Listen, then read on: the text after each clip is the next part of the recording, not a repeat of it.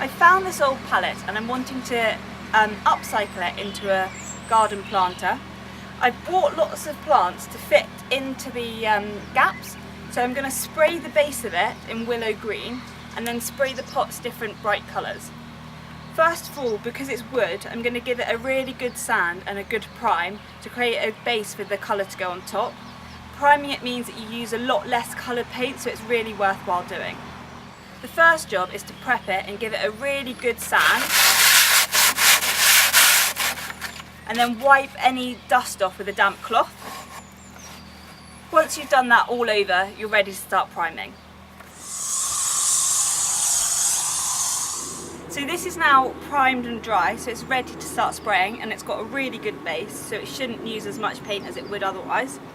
With the garden paints, you just need to get a screwdriver under the little cap to pop it off.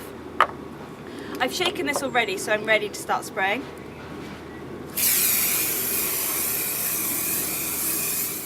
To spray the pots, because I don't want to take the flowers out, I'm just going to put a plastic bag over the top of the flower and make sure it's all tucked in, and then secure it with some masking tape, and then simply spray the pot in whatever colour you wish.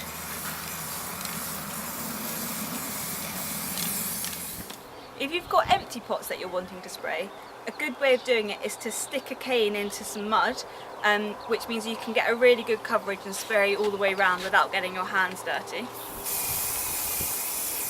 So the palette and the pots are all dry now, so I'm just going to assemble it together. Because the pots are all the right size, you can just slot in, and it's a really easy way to add some colour to your garden.